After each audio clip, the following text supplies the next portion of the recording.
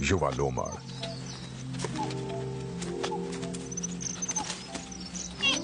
वो अब एक तजुर्बेकार शिकारी है। उसने सर्दियों को मात दे दी है।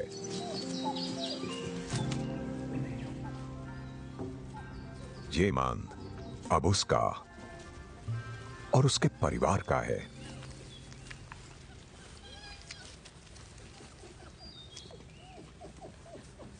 एक साथी और 2 बच्चे।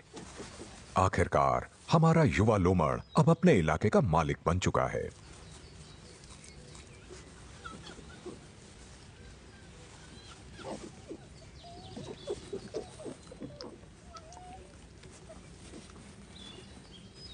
फिलहाल युवा लोमड़ अपने बच्चों के पास नहीं जा सकता। जब तक वो दूध पीना नहीं छोड़ देते, वो दूर ही रहेगा। इस बीच उसकी साथी बच्चों को दूध पिला रही है और उसे खाना मुहैया कराना उसकी जिम्मेदारी है।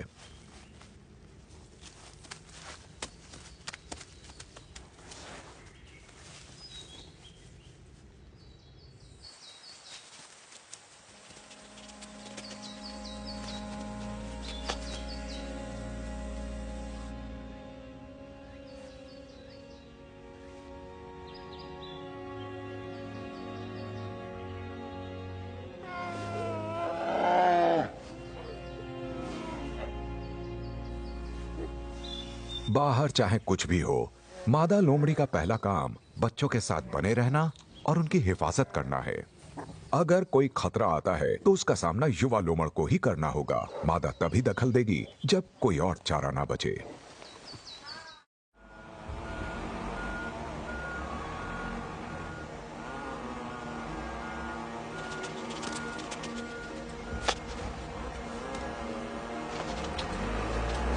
कुछ ही मिनटों में जमीन हिलने लगी और जंगल का हर कोना पेड़ों के टूटने और मेटल की आवाजों की गूंज से भर गया।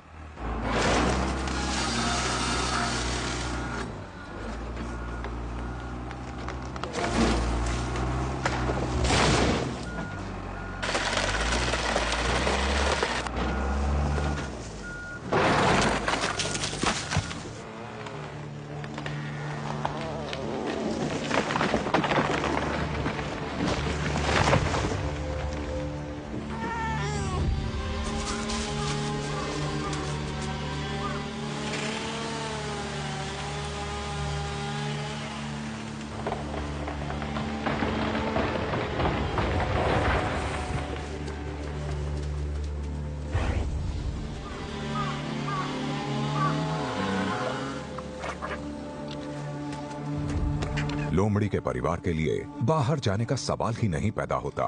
बच्चे अभी भी बहुत नाजुक हैं।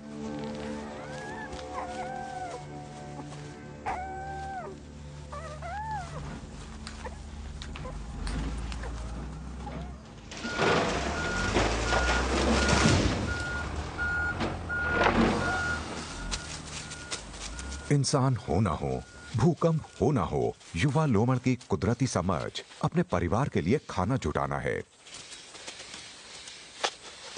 रास्ता उम्मीद भरा लग रहा है। इसमें खरगोश की गंध है।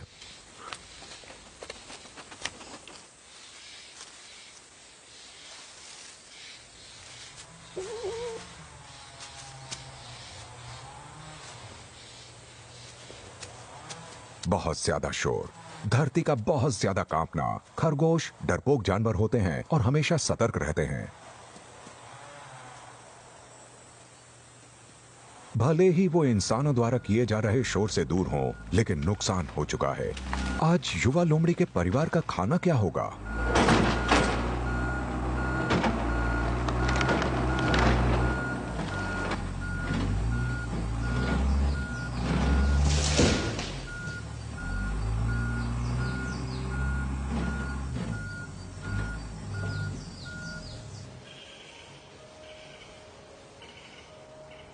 रात आते ही जंगल में शांति लौट आती है। सिर्फ जंगली जानवरों की आवाजें गूंजती हैं।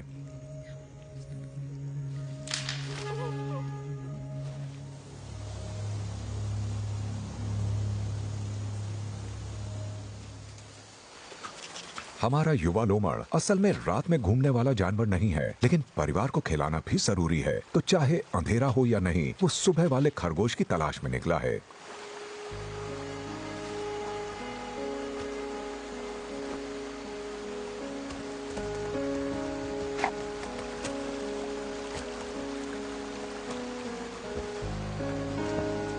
खरगोश या लोमड़ी, आज रात दोनों में से किसकी जिंदा रहने की कुदरती समझ की जीत होगी?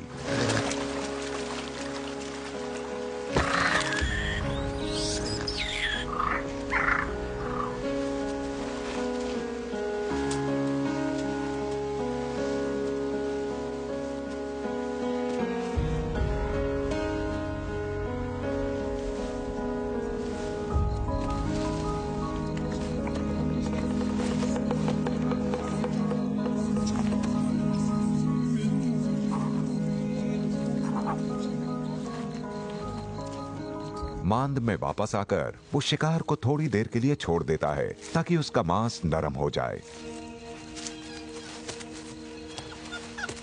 यहां भी नई पीढ़ी अपने माता पिता के हर काम पर नजर रखती है।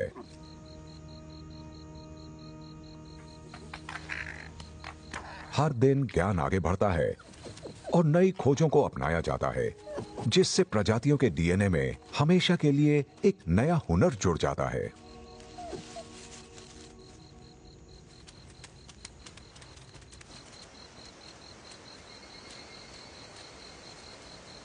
कई रोमांचक तजुर्बों के बाद हमारा युवा लोमड़ अब वयस्क हो चुका है, अपने परिवार और मांद का मुखिया। अब उसके बेटों की बारी है कि वो जीने की कला सीखें, प्रजाति को आगे बढ़ाएं और अपने पिता से हासिल ज्ञान को अपनी अगली पीढ़ी तक पहुंचाएं। पूरे जापान में रात होते ही इंसानी गतिविधियां 4 गुना घट जाती हैं। कोई हैरानी नहीं कि ज्यादातर प्रजातियां उनसे हिफाजत करने वाले अंधेरे में शरण ले चुकी हैं। ज्यादा से ज्यादा नवजात अब रात की ओट में जन्म लेते हैं।